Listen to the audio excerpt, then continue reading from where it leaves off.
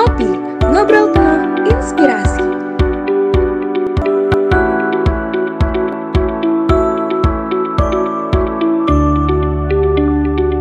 Halo, selamat malam Sobat Ngulik dimanapun berada. Gimana kabarnya nih? Semoga Sobat Ngulik berada dalam keadaan sehat dan selalu semangat menjalani aktivitasnya ya. Nah, kembali lagi di Ngopi Podcast, ngobrol penuh inspirasi. Bersama saya Malik dan rekan saya. Yuftira. Oke Sobat Ngulik, seperti biasa di malam minggu ini kita bakalan ngobrol-ngobrol dan mengulik pembahasan yang pastinya seru dan inspiratif nih. Gimana nih Nif, kira-kira kita kedatangan siapa dalam episode kali ini? Oke, jadi nih Kak dan juga Sobat Ngulik, kali ini kita kedatangan tamu spesial yang keren banget nih. Beliau adalah Kak Aditya Dwi Prayoga atau biasa dipanggil Bang Adit. Nah, Bang Adit ini merupakan mahasiswa manajemen angkatan 55 yang lagi magang di PT Unilever Oleochemical Indonesia. Keren banget kan? Nah, mungkin kita bisa sapa dulu nih narasumber kita. Halo Bang Adit. Halo semuanya, halo Sobat Ngulik. Selamat malam minggu. Oke. Gimana nih Bang, kabarnya hari ini? Apakah udah siap sharing bareng kita hari ini? Kabarnya baik, alhamdulillah, dan sudah siap.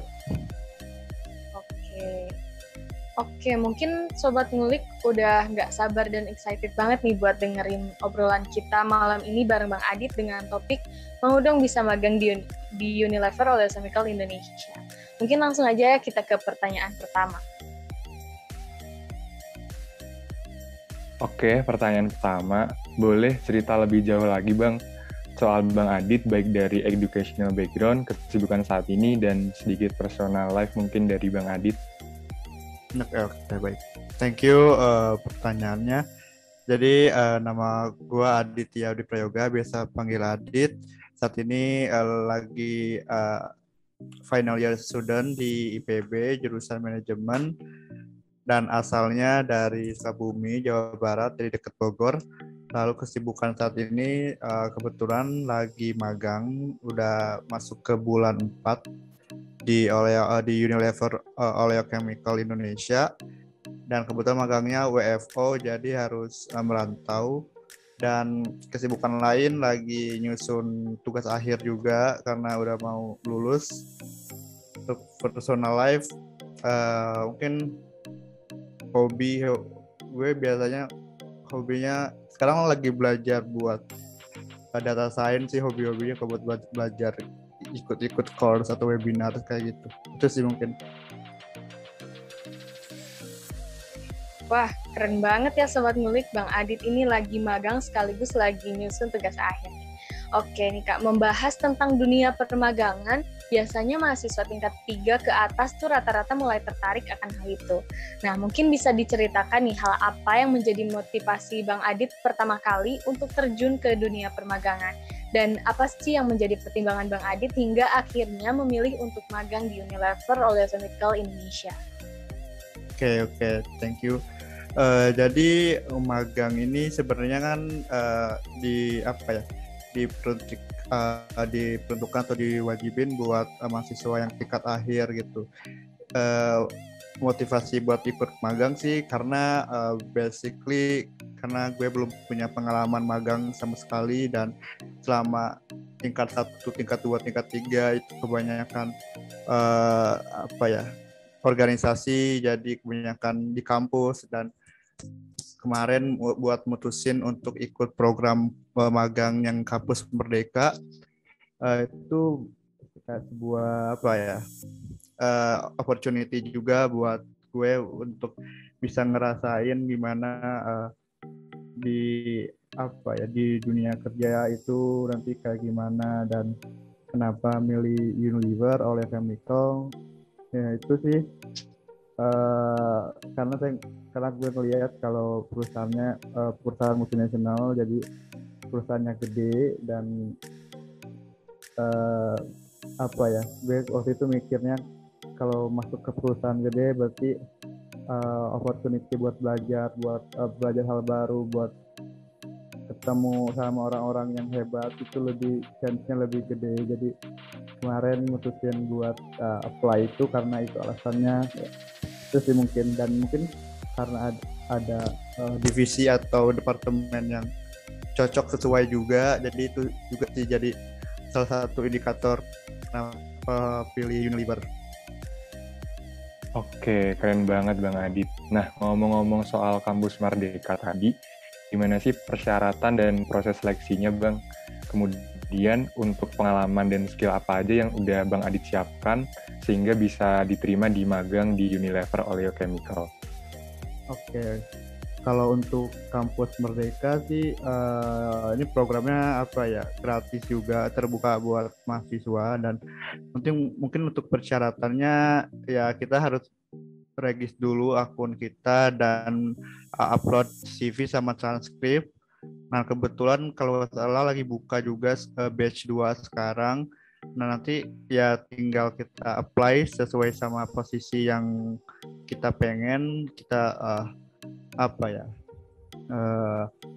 penuhin persyaratannya apa aja, dan mungkin siapin CV yang lumayan bagus, soalnya kan persaingannya itu ribuan juga, jadi CV yang outstanding ini bisa jadi salah satu hal yang dilirik sama para rekruter itu sih. Dan sorry, pertanyaan selanjutnya apa ya, yang agak kedua tadi?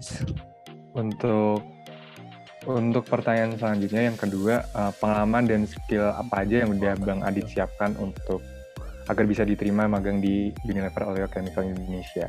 Oke. Jadi kebetulan gue tuh sekarang lagi di finance, dan kebetulan dari tingkat awal juga tertarik ke bidang finance, accounting gitu. Jadi sebelum apply gue biasanya ikut short course terkait dengan finance accounting buat nambah pengetahuan juga, mungkin dimantepin di Excel-nya juga. Dan kemarin apply terkait dengan finance di Unilever, itu sih palingan terkait dengan finance-nya. Dan kebetulan itu apa ya, karena sebelumnya udah belajar juga, itu works gitu ya, dan kebetulan keterima gitu. Nah itu sih mungkin apa ya, kuasain skill-skill yang sesuai sama posisi yang akan kalian lamar nanti.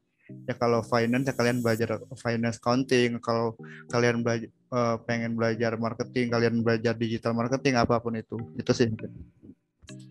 Oke, nah perlu dicatat ya Sobat Ngulik, tentang persyaratannya itu yang pertama harus registrasi akun Kampus Merdeka.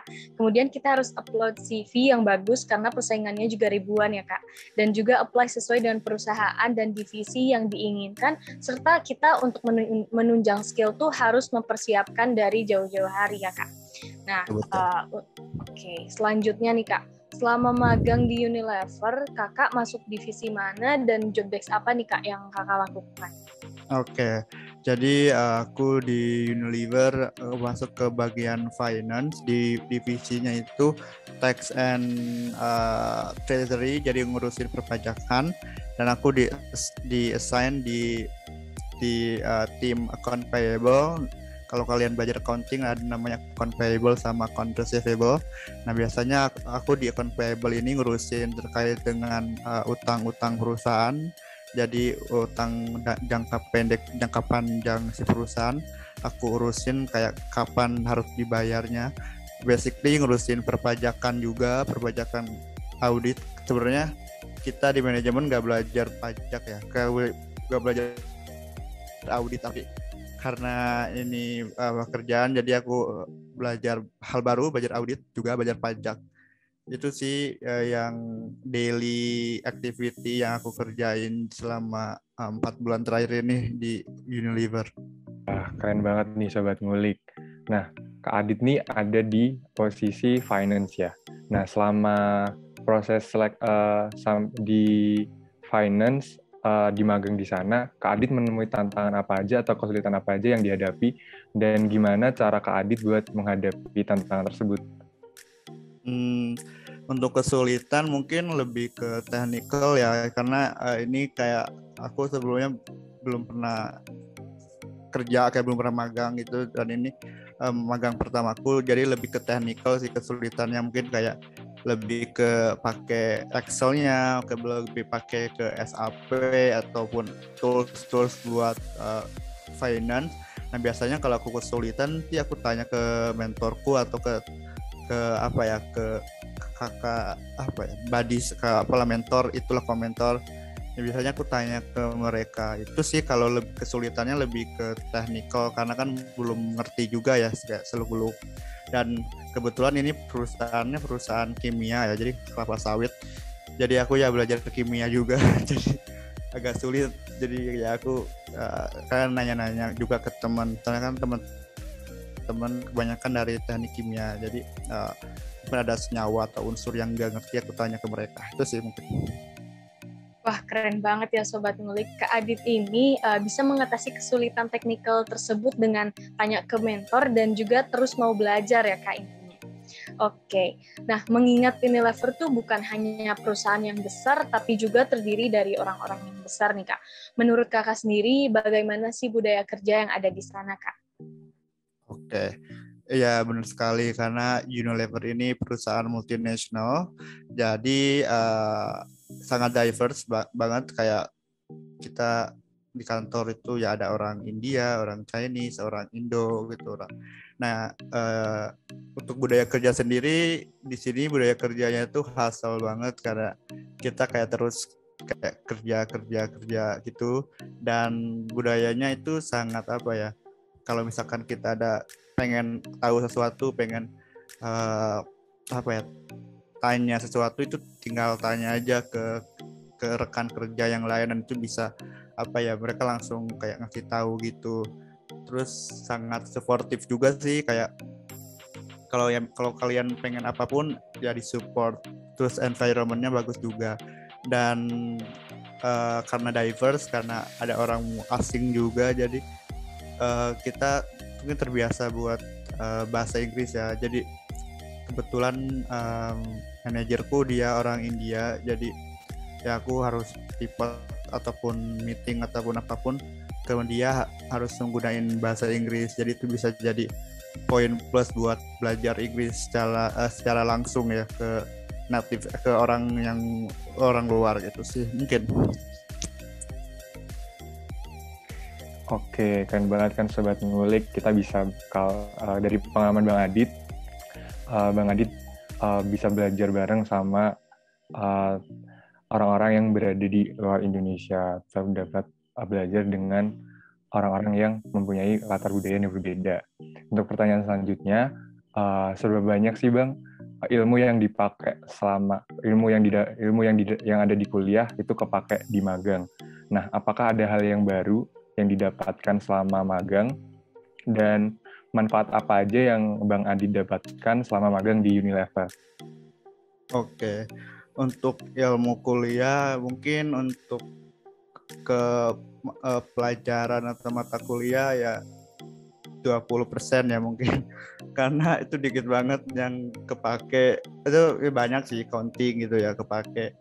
Nah itu mungkin 20% aku kepake dari proses aku selama 6 semester belajar gitu.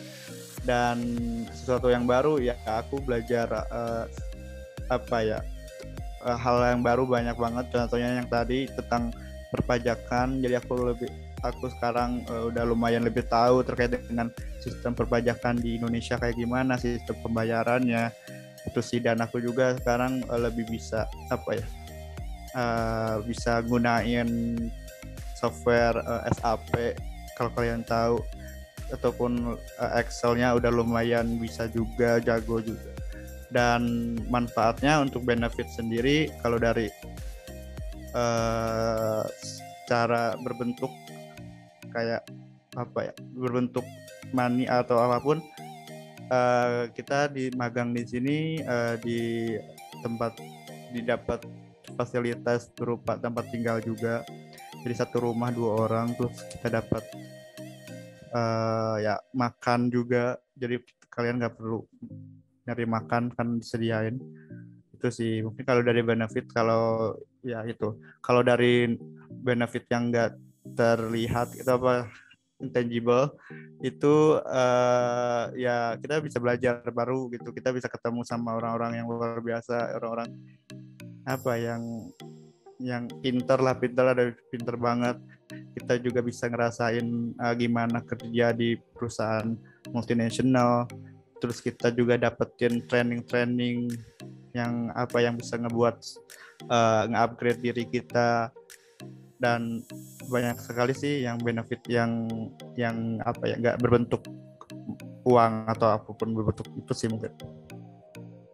Oke, wah ternyata ilmu kuliah yang terpakai itu selama magang hanya 20% ya Sobat Ngulik. Dan ternyata Bang Adit nih terus belajar hal baru selama magang ini, dan manfaat yang didapat tuh bukan hanya secara finansial, tetapi juga tentang ilmu-ilmu baru ya Kak. Oke, keren banget sih. Terakhir nih Kak, apakah ada pesan atau tips and trick bagi mahasiswa yang ingin mengikuti magang agar bisa diterima di perusahaan besar seperti Kakak? Untuk tipsnya sendiri sih mungkin tadi sih ya, balik make sure CV kalian itu outstanding dibandingkan teman-teman yang lain, lalu kayak pilih posisi atau divisi yang kalian mau. Kayak jangan, ya boleh sih perusahaan kalian pengen perusahaan di sana gak apa-apa, tapi usahain based on posisi yang kalian pengen aja, jangan berdasarkan perusahaan. Kalau misalkan ya perusahaannya bagus dan kalian dapat posisi yang kalian kurang suka, itu bakal struggle sih, bisa struggle, burnout apapun. Jadi usahain pilih posisi yang kalian benar-benar pengen di sana gitu. Lalu untuk tahap, kalau misalkan kalian udah lolos tahap screening CV sama apalah itu administrasi, usahain interview